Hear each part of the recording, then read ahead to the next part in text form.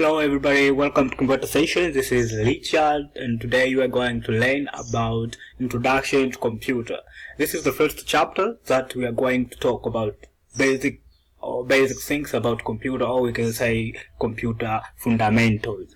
So basically in this session I'll talk about what is computer, what are the basic operations that computer performs, and also what are the components of computer, what are the types of computer, and then we'll talk about what are the disadvantages of computer and advantages of computer.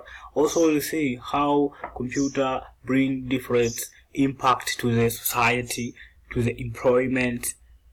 Okay, then we'll see how a responsible user looks like, or how to be a responsible computer user.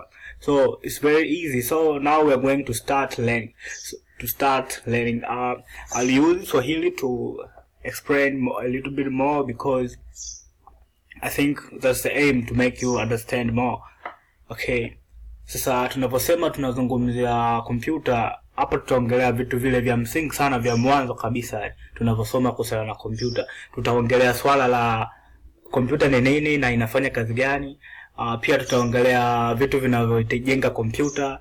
Pia tutakuja tuongelee swala la aina za computer. Tutazungumzia pia vitu gani ambavyo computer inaleta faida gani au inaleta hasara gani katika jamii. Pia tutaangalia matokeo gani computer inaleta kwa saizi, kwa kizazi chetu sisi katika jamii, na pia katika sehemu tofauti kama katika upatikanaji wa ajira na hivyo yani. So stay attentive.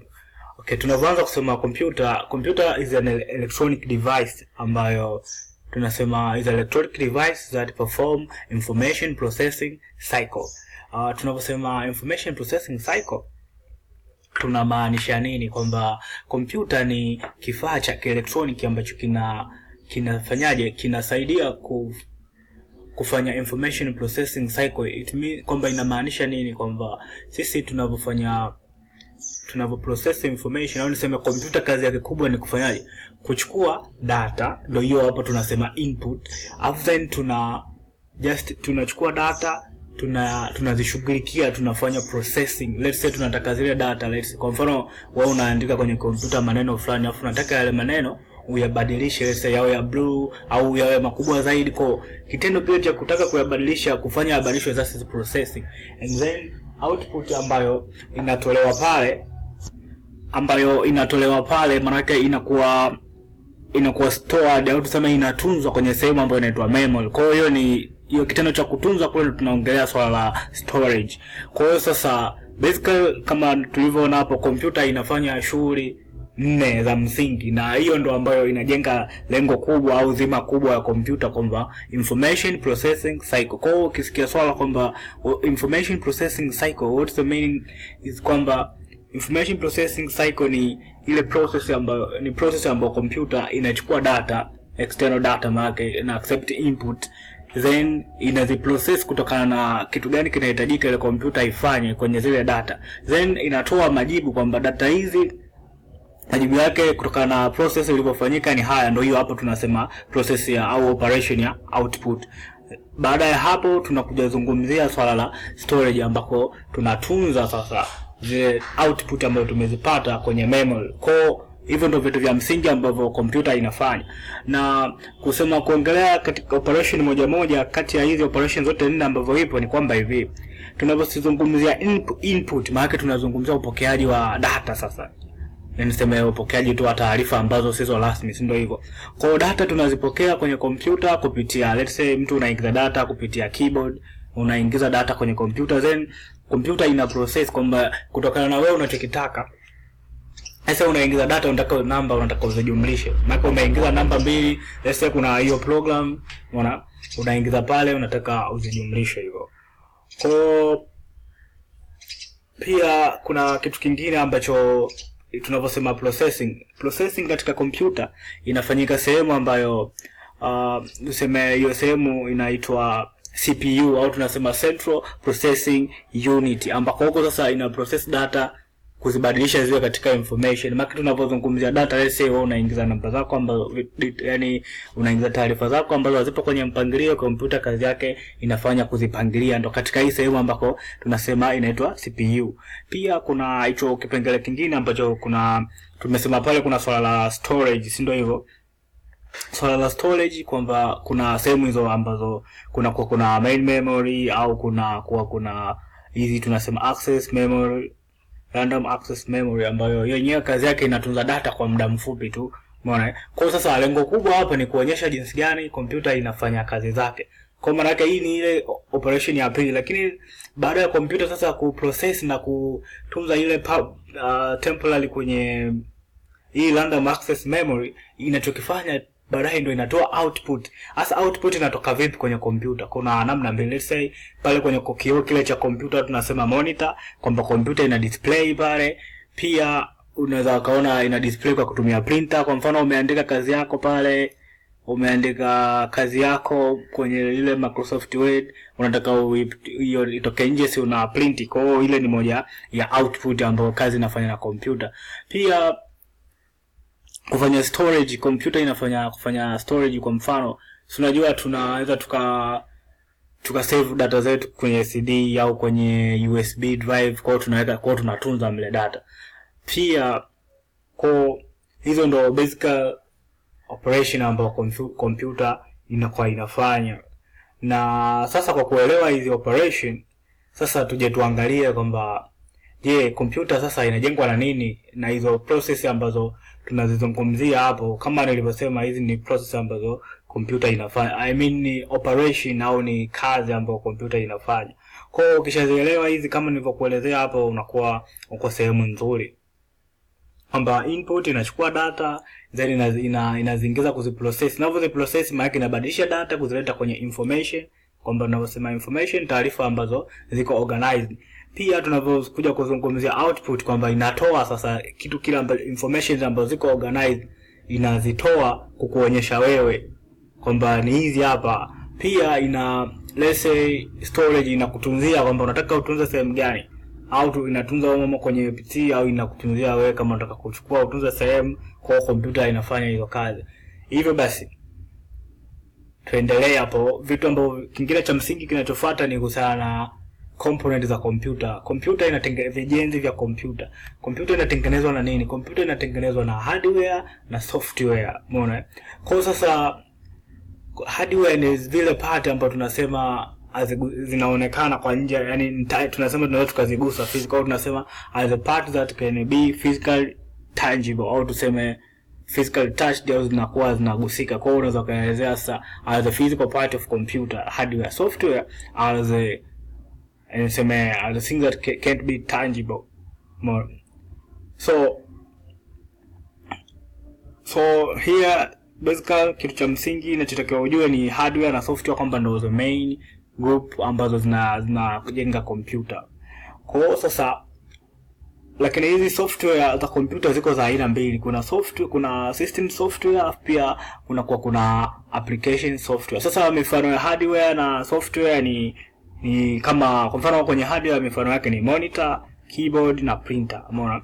Lakini kwenye software mifano yake ndio hizo, tuna program Microsoft Word, tuna Windows, tuna hizi program zote, kwa mfano Google Chrome na hizo nyingine zote. Sasa lakini kwenye software ndo tuna system software, tuna application software.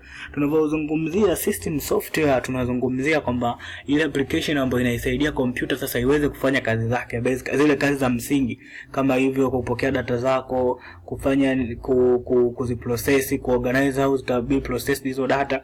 Hizo software ndo tunaziita system software. Na hizo system software ndo ambazo, kwa mfano tunasema Microsoft, umeshawahi kusikia ukinunua PC mpya unasema naenda kuipiga Windows. Sasa kuipiga Windows maana yake nini? Kwamba ndo unaingiza hiyo system software, kwamba Windows ile ni system software ambayo inasaidia kompyuta iweze kufanya kazi zake. Lakini kuna aina nyingine sasa, au tunasema another category au group za software, computer software, ambayo tunaita application software. Hizi application software kazi yake kubwa ni kukusaidia wewe kufanya kazi fulani ambayo lakini application software inasaidiwa na system software katika kufanya kazi. Kwa hiyo ukiambiwa what is the system software, as a software that assists the computer to perform properly. Na hizi application software ni zile program ambazo zenyewe zina be controlled by system software. So tukija kuangalia vitu vingine vya msingi ambavyo tunatakiwa tuelewe ni aina za kompyuta au kompyuta zimegrupiwa vipi. Kompyuta zipo za aina mbili, kwa group kuna individual computer na organization computer. Hizi organization computer au niseme nianze na individual computer ni zile kompyuta ambazo zinatumiwa na mtu mmoja kwa wakati huo, kwa wakati husika, na hizi organized zinatumiwa na watu wengi at the same time au kwa muda mmoja. Mifano ya hizi kompyuta ambazo ziko individual ni kwa mfano niseme laptop, au unakuwa na desktop yako nyumbani. Pia au niseme kuna simu nazo ni kompyuta, au una hizo hapo unaweza kusema notebook computer, kama ambazo zinabebeka. Kuna kompyuta, kuna tablet. Mbona hizo ni mifano ya individual computer. Lakini mifano ya hizi ambazo ni organization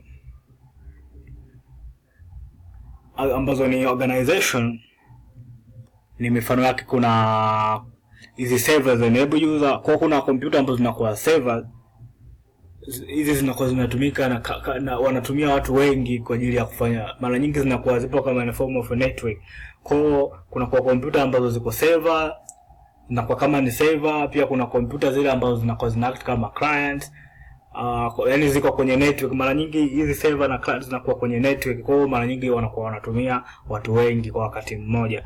Pia aina nyingine za kompyuta ambazo zinaipo kwa organization ni hizi tunaita mini computers au mainframe, au nyingine tunasema super computer. Hizi nazo ni zinatumika sana kwa ajili ya kuprocess high speed, au zinatumika kwa ajili ya kufanya high speed processing. Sasa sometimes kwenye vile vitu kwa mfano vinavyoenda anga za juu huko, umeona. Pia niongelee umuhimu na hasara za kompyuta. Kompyuta inasaidia sana, inaleta speed nzuri katika utendaji kazi. Kwa mfano mwanzo tulikuwa tunatumia typewriters, umeona, lakini kompyuta inasaidia katika speed. Pia kompyuta inasaidia katika kutunza vitu, inatupa memory kubwa, inatupa kwa inakuwa reliable memory. Pia storage, tunakuwa tuna uwezo wa kutunza vitu kwa namna nzuri, sababu tungekuwa tunatakiwa vitu vyetu tunze kwenye hard copy ingekuwa shughuli. Kwa hiyo kompyuta inarahisisha utunzaji wa vitu. Pia vifaa vyake vinapatikana, ukiona shida vifaa vya kompyuta vinapatikana mara kwa mara, I mean viko reliable and sio adimu. Lakini changamoto ya kompyuta, kuna baadhi ya vitu vinakuwa ni gharama sana kuvipata. Pia muda mwingine taarifa ambazo zinatoka zinakuwa sio accurate, kwamba ziko sahihi, sababu labda program ambayo imehusika na kutengeneza taarifa zinakuwa mbaya labda, au tuseme zinatengenezwa vizuri.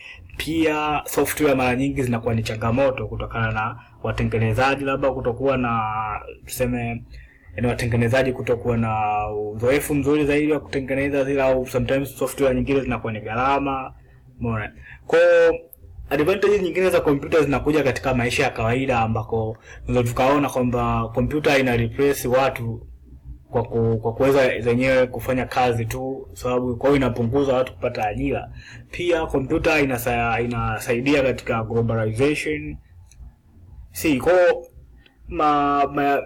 Faida za kompyuta ziko nyingi, na pia kuna baadhi ya hasara pia, kama hivyo kupunguza chances za watu kupata kazi, replace people by machine and computer.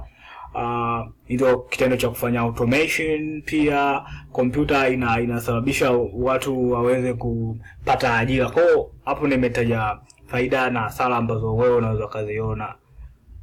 Kwa in search for this session, I think it's enough, na hivi ndio vitu ambavyo nimeelekeza hapo. So kompyuta ina faida nyingi sana kuliko ambavyo faida zipo, sababu imerahisisha maisha, imesaidia watu waweze kujiajiri pia. Na pia kompyuta ni source ya globalization, sababu unaweza access internet, unaweza kufanya vitu vingi ndani ya kompyuta.